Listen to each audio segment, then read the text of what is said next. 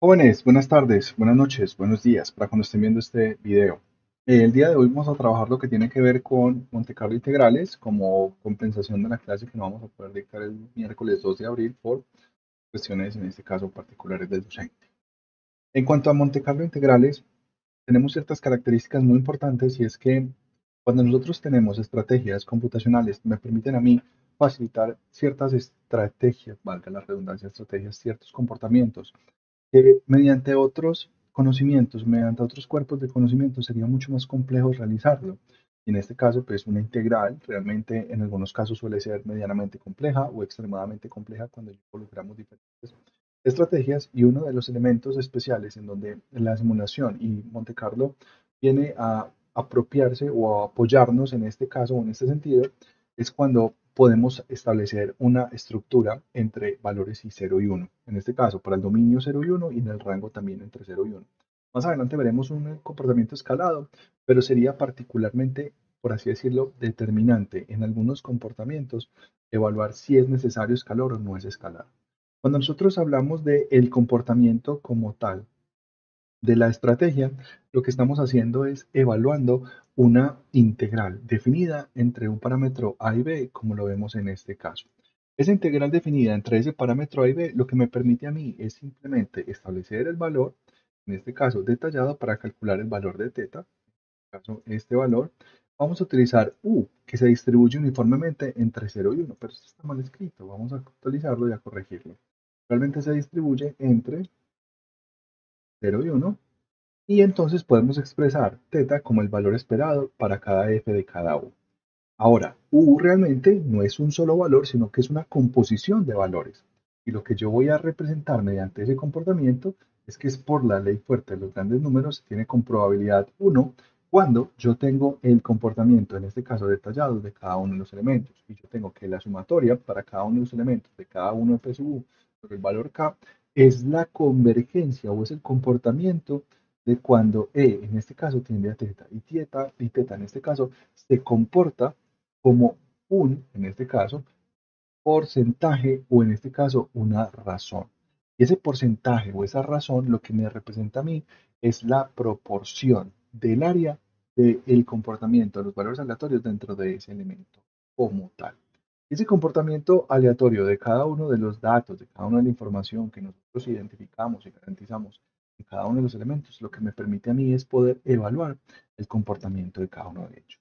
Y para empezar, en este, por así decirlo, en este contexto y en esta característica, no es más que la forma en la que yo tengo de evaluar el contenido de los elementos que están dentro de una secuencia. Y esa secuencia numérica tiene algo muy particular y es la capacidad que yo tengo en este caso de poder identificar el comportamiento o la situación de un rango, perdón, de un dominio y una representación de un rango. Para este caso vamos a utilizar algo muy sencillo y en este caso vamos a utilizar x2 como la representación funcional de cada uno de los elementos que están allí descritos. Entonces vamos a tener f de x y f de y. Y lo que vamos a tener es simplemente una muestra de 100 elementos que van a representar el comportamiento de una secuencia continua de datos. Y en este caso, la granularidad o la diferencia entre cada uno de los elementos va a ser de 1/100. En este caso, i va a ser el valor representativo en cada uno de los elementos. Y vamos a correr este código, pero necesitamos correr el de arriba también. Vamos a evaluar y vamos a correr este. Se me va a sacar un error y después vamos a correr este. Cuando este esté listo, vamos a calcular el ejercicio.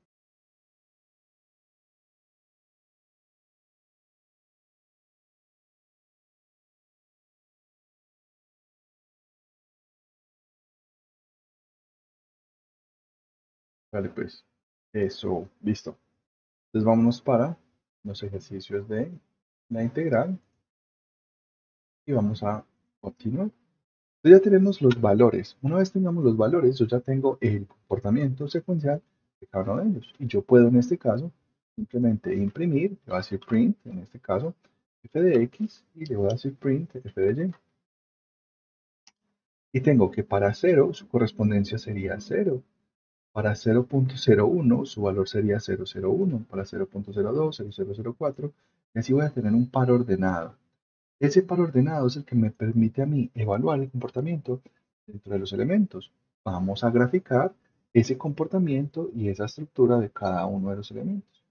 En este caso, la gráfica lo que me permite a mí es establecer una figura. En este caso, el figure, size 5,5, son 5 elementos gráficos. Voy a pintar a X y voy a pintar a Y. Y en este caso son las etiquetas, X label y Y label. Voy a hacer un diagrama, o en este caso una gráfica de dispersión. En la gráfica de dispersión voy a recibir el valor de X y recibo el valor de Y.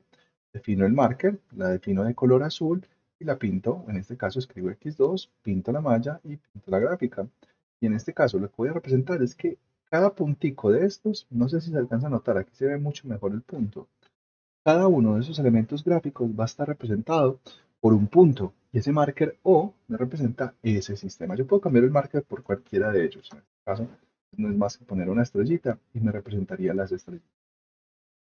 Ahora, lo que nos dicen nosotros la estrategia es que, venga, yo voy a generar números aleatorios y los voy a representar gráficamente, pero el truco está en un valor de independencia. Ese valor de independencia lo que me permite a mí es poder evaluar un valor independiente contra un valor compuesto, en este caso un valor funcional, y evaluar si está o no contenido dentro de la gráfica como tal per se.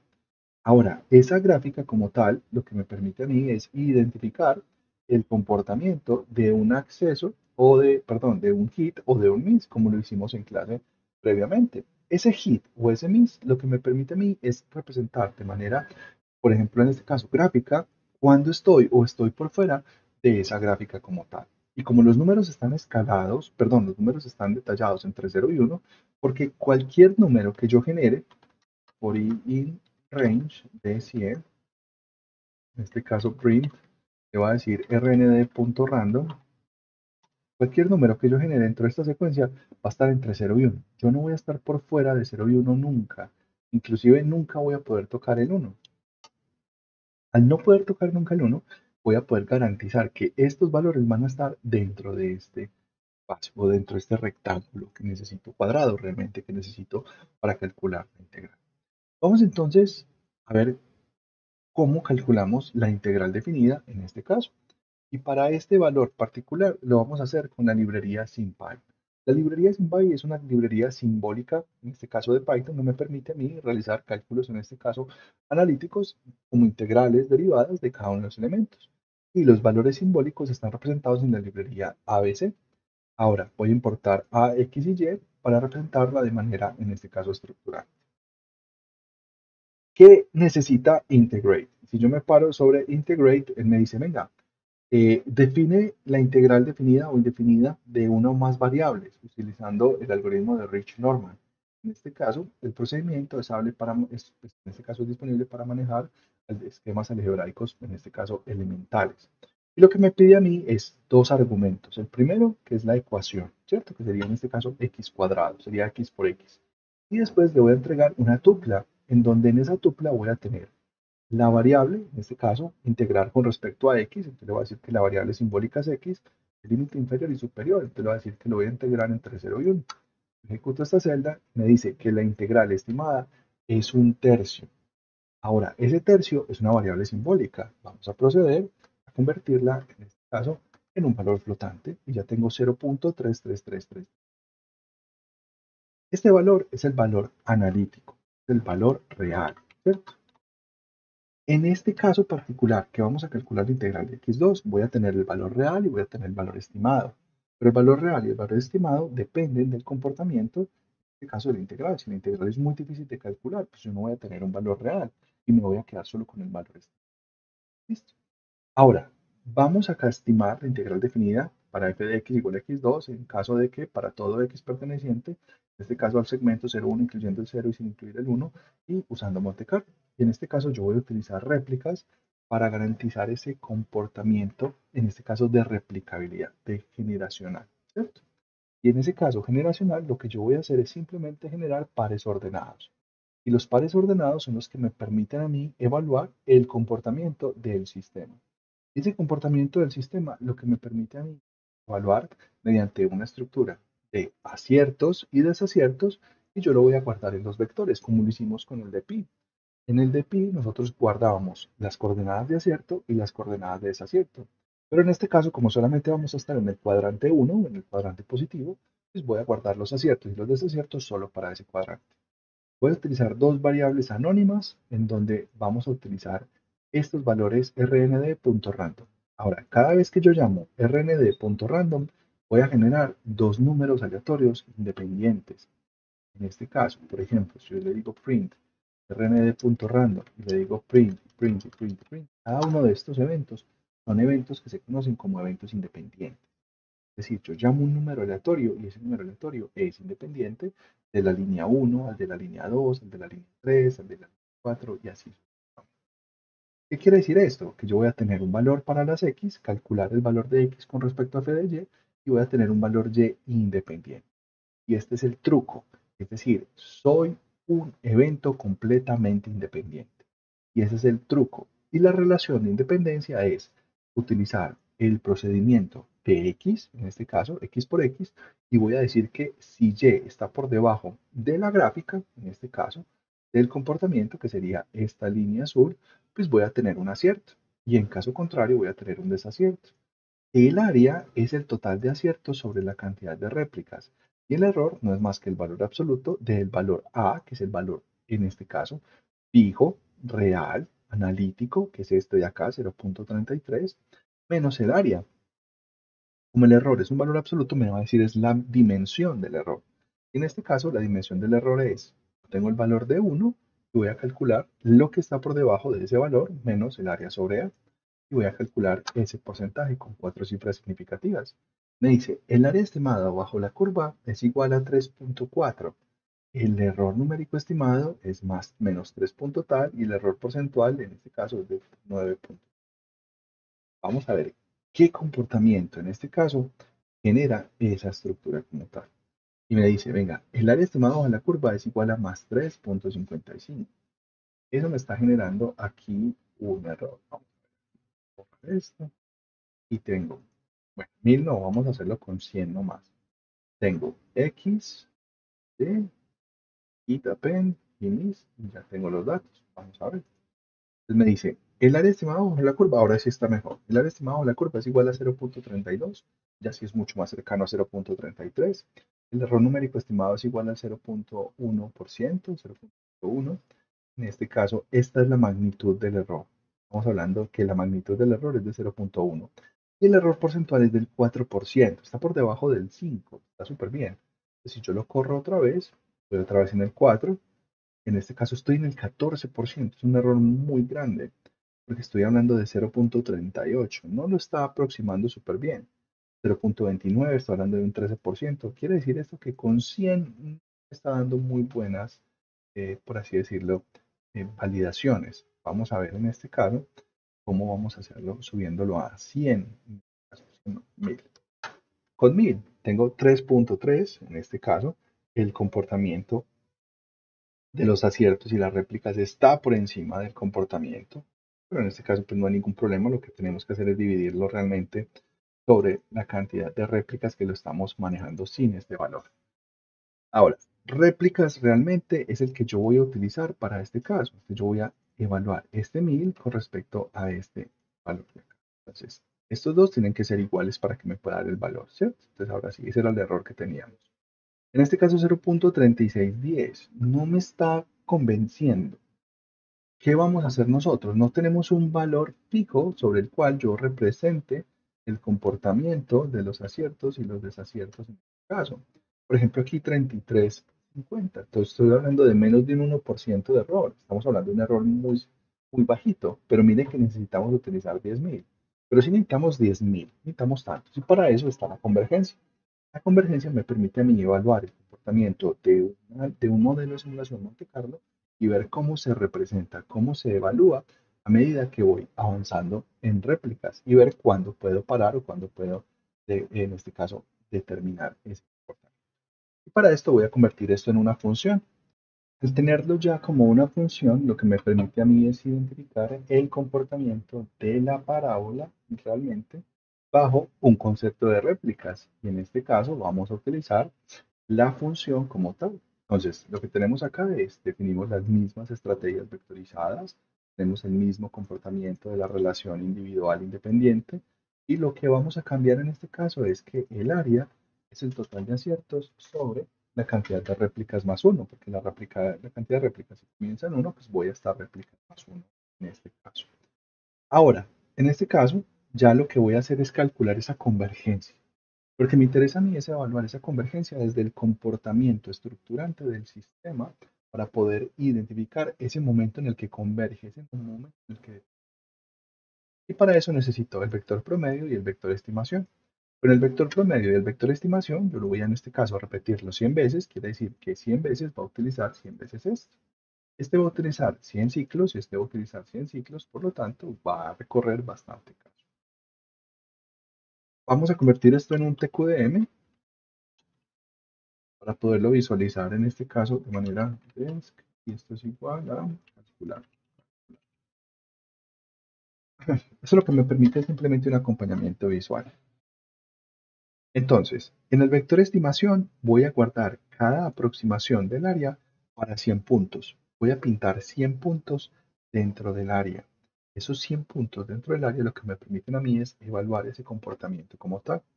Y en este caso, el vector promedio es el primer punto. Voy a calcular el promedio del primer punto, me da el valor, cómo está. De dos valores, calculo el promedio de dos valores. Esos dos valores, en este caso, lo que van a evaluar es ese comportamiento de dos valores, sumo y divido por 2. Para 100, sumo los 100 y divido por 100. Y ya tengo el comportamiento. Ahora vamos por el código que está en la billetera. El código de la billetera lo que hace es simplemente identificar el límite inferior y el límite superior de acuerdo a los documentos, a los valores que estamos definiendo en este caso. Yo voy a dejar, y en este caso voy a definir un 5% hacia arriba y un 5% hacia abajo. Ahora, ese valor de convergencia lo que hace es, venga, ¿será que K, que es este valor de acá, es mayor al límite inferior y K es menor que el límite superior? Voy a hacer un paso. No me interesa en este momento, está dentro de los valores. De lo contrario, si se sale, voy a coger el valor de la convergencia y voy a devolver ese valor del total menos 1, que está en este caso de P min. ¿Listo? En este caso, lo que voy a hacer es pintarlo y lo voy a calcular. Y en este caso tenemos el siguiente comportamiento. Mire que el valor converge muy rápido después de 5 réplicas. ¿Pero por qué converge tan rápido? Porque tenemos una tolerancia muy grande para 100 réplicas. Yo le doy un 5% a 0.33, un valor muy amplio. Vamos a bajarlo a un 1%. Yo le digo 0.99 y cambio estos intervalos. Mire que ahí sí tengo un comportamiento mucho más estable después de 58 réplicas. Si yo lo corro otra vez, me dice que es después de 85 réplicas, y después de 78, y después de 73, y después de 66, y después de 75, 86. Mire que nunca hemos llegado a un valor por encima de 86, 50, 46, 45. Esos valores de convergencia lo que me permiten a mí es evaluar que realmente yo necesito esos comportamientos. Y lo que yo voy a hacer en este caso es graficar el comportamiento de cada uno de los elementos que tenemos dentro del comportamiento. La plt punto, en este caso figure, y le voy a decir fix size, igual, en este caso a 4x4. Y le voy a decir plt punto, en este caso scatter, y le voy a entregar el valor de, principalmente, en este caso, de x y de y. Entonces, ¿cuál es el valor de x y cuál es el valor de y? Yo los tengo acá, en este caso, de esta estimación de arriba. Yo tengo x hit, y hit.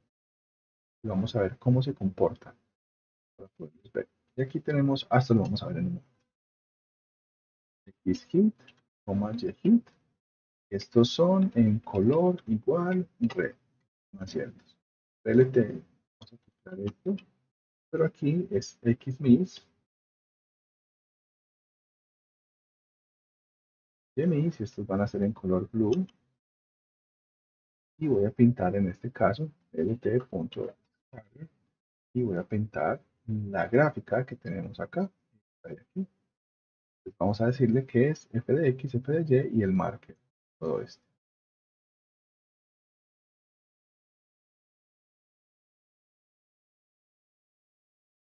Y aquí lo que vamos a hacer es decirle plt, punto, en este caso grid, vamos a poner el grid on, plt.legend y plt.show.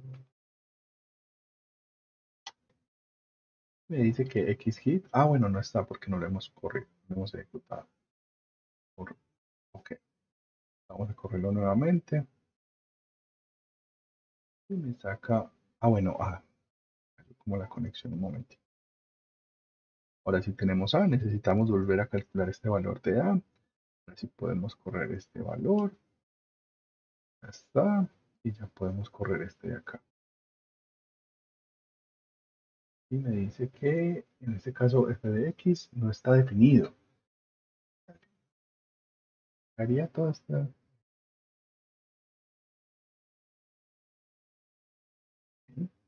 Ya debería estar f de x definido. Pero f de x no puede ser azul. Vamos a ponerla green.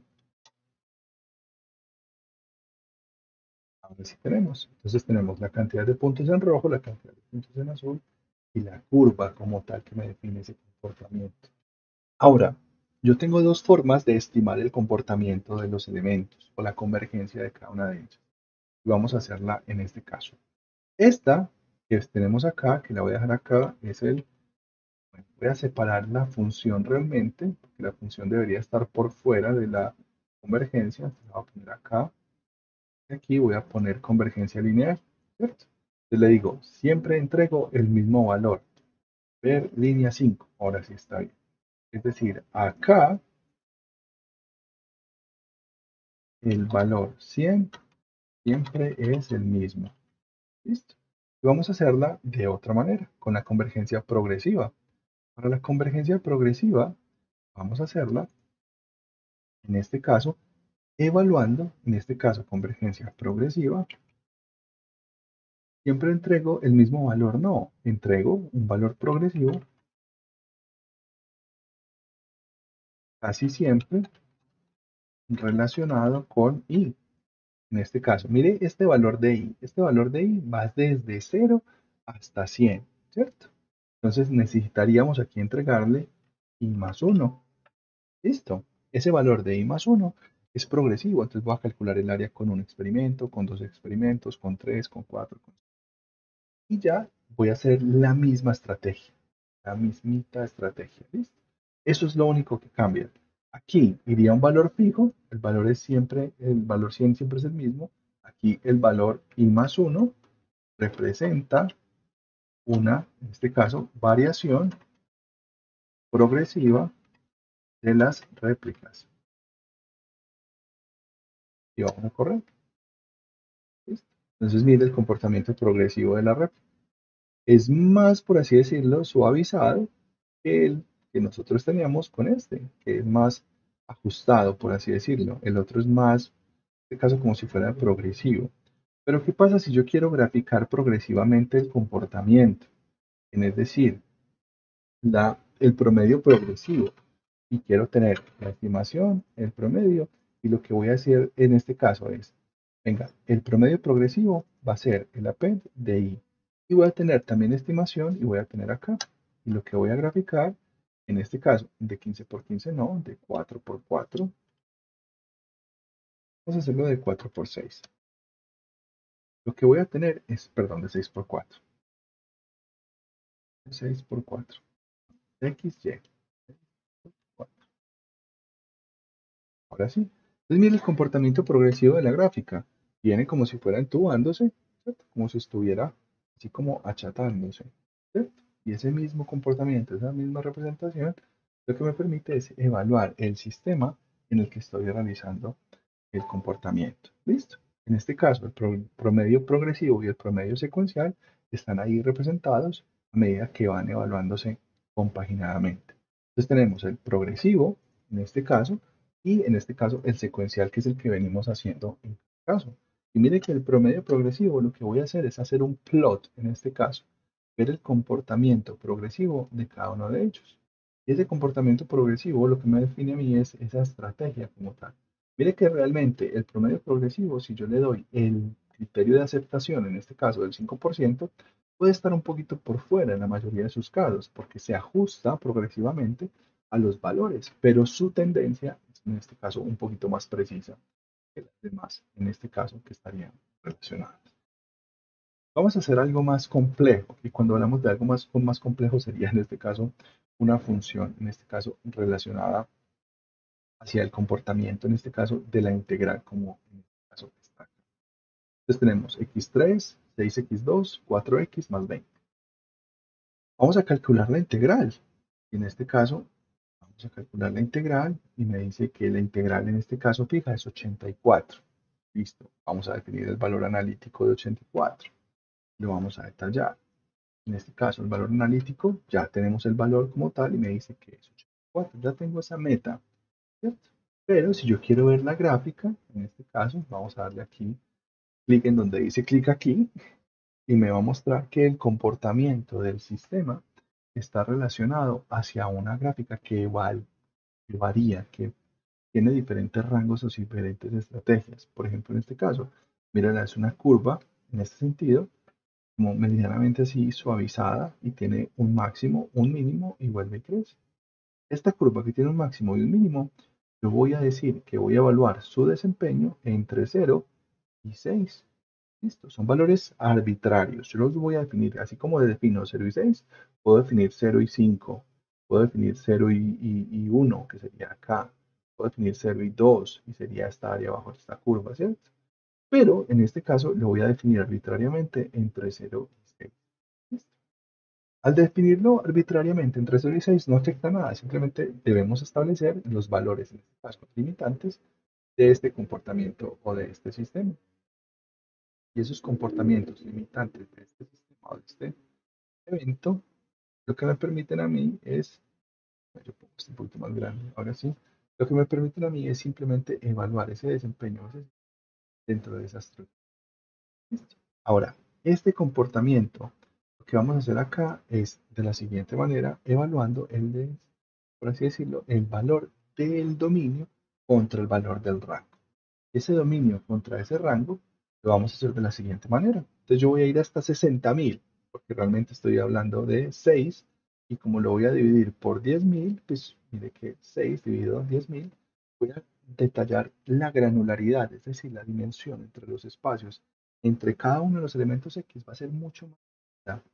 Y en este caso tenemos ese comportamiento. Y si yo le quito esto, mire lo que va a hacer, me la va a poner escalada, es decir, que cada elemento de X sea exactamente correspondiente con los elementos de Y.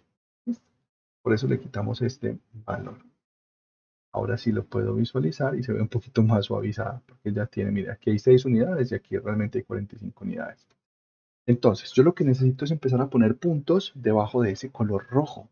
Y para poner puntos debajo de ese color rojo, lo que yo tengo que hacer en este caso es determinar qué punto está por debajo y qué punto está por encima. Y ya conozco la receta, pero lamentablemente conozco la receta para entre 0 y 1, pero no conozco la receta entre 0 y 6 y realmente entre 0 y el máximo de esta función. Ahora, lo primero que yo tengo que hacer es hallar el máximo de la función. Le voy a decir print max f de y. Y en max f de y me dice que estoy en 43.99, es decir, 44. Yo le digo, por ejemplo, en este caso, que me lo redondee, le digo round, él me va a decir que realmente el valor máximo es 44. ¿Listo? Y ya teniendo conociendo el valor máximo y el límite inferior y el límite superior, voy a empezar a generar números aleatorios continuos entre 0 y 6, y entre 0 y 44. 0 y 6 y 0 y 44. ¿Listo? Eso es muy importante para el comportamiento. Y en este caso, yo voy a calcular el área de este rectángulo. Recuerden que es un rectángulo que es muy achatado, ¿cierto? Mire que realmente es un rectángulo muy achatado. Vamos a cambiar esto por, en este caso, 10 por K. Cambiarlo por 5 por 8. Listo, se ve un poquito mejor. Listo. Realmente es un rectángulo muy largo. Es un choricito, ¿cierto? Y tenemos que representar ese choricito tal y como es. Y en este caso, el área de ese choricito, que es un rectángulo, va a ser de la siguiente receta. No se preocupen que yo les paso todo el código. Base, max, altura, max f de x, f de y, área del rectángulo, base por altura, y el área del rectángulo son 263. En este caso, serían 264 unidades cuadradas. ¿Listo? Vamos a aplicar la receta y vamos a graficar la receta en este caso. Y la receta tiene como, en este caso, evaluación. Bueno, esto no lo necesito, eso lo vimos ahorita, que solamente necesito hit. Y la cantidad de réplicas, en este caso vamos a utilizar solamente 100 réplicas. Vamos a ver cómo se comporta con 100 réplicas y después vamos a ir aumentando la potencia. Tengo los aciertos, en este caso los aciertos en X, los aciertos en Y, los desaciertos en X, los desaciertos en Y. El límite inferior, este sería, en este caso, límite inferior para X. Este sería límite superior para X. Y el límite inferior para Y y el límite superior para Y, en este caso lo defino por 0 y max FY, que ya lo había encontrado. Aquí voy a cambiar esto por A y esto por B, para poderlo representar. Entonces, vamos a hacer lo mismo. Para I, en un rango de réplicas, genero un valor X, que va a ser independiente del valor Y. El valor Y simplemente lo pongo acá y evalúo el desempeño de las X. En este caso es calcular la función. Si ese valor Y independiente está por debajo de la curva, pues tengo un acierto. De lo contrario, tengo un desacierto. Voy a calcular la proporción sobre la cantidad de réplicas, que la cantidad de réplicas está en 100, está muy bien. Y vamos a decir que en este caso voy a graficar el comportamiento y el área.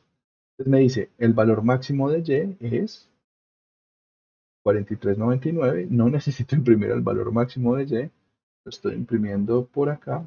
La proporción de la curva. El valor máximo de Y no lo necesito imprimir. Voy a comentar esto. Y la proporción del área bajo la curva es de 43,99%. Quiere decir que los puntos que están por debajo de la curva corresponden al 43,9%. Y como yo conozco el área bajo la curva, en este caso, perdón, el máximo valor de Y, la proporción es de 0,32. Y como yo conozco el área, lo único que tengo que hacer es hacer una multiplicación, porque tengo los datos escalados. ¿Listo? Entonces, vamos a decir acá que el área estimada bajo la curva, print,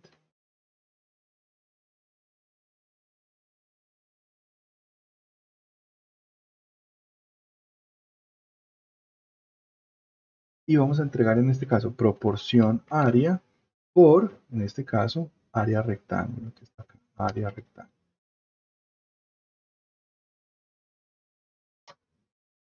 Y me dice que es de 63,35. ¿Cuál es que era el valor real en este caso analítico? 84. Estamos muy lejos. Vamos a mejorar la potencia. Vamos a hacerlo con 1000 réplicas y vamos a procesarlo.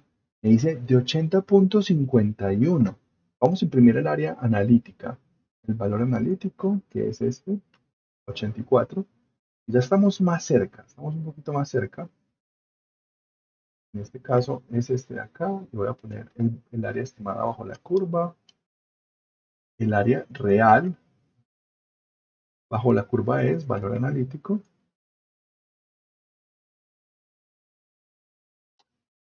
Entonces, el área estimada bajo la curva es 92 y el valor real analítico es 84. Ahora, ¿por qué con 1000 en el otro nos daba también en este no? Porque necesitamos más puntos. Estamos escalando, tenemos más área, por lo tanto necesitamos más potencia. Entonces vamos a subirle la potencia a 10.000 en este caso. Y ya se debería acercar muchísimo. Mire que ya tengo casi que, en este caso, el valor súper cercano de 84 contra el área real de 84. Y mire que ya tengo muchísimos puntos. Entonces, tarea. Sabemos que con 1000 puntos ya estamos en el punto preciso, pero yo quiero saber qué puntos entre 100 y 1000 realmente es ese valor que me define la convergencia, ¿cierto? Entonces, la idea es correrlo con 100 y después correrlo con 1000 y ver desde qué momento la convergencia de ese valor ya en este caso fue hallada o fue encontrada. ¿Listo? Y el próximo viernes vamos a hacer ejercicios Monte Carlo, vamos a empezar con este, vamos a escoger este área de aquí y vamos a ver cómo se representa ese comportamiento dentro del sistema. Listo. Jóvenes, muchísimas gracias, tengan un feliz día y que pasen en este caso, feliz resto de día. Nos vemos el viernes para más, en este caso, modelaciones y simulaciones.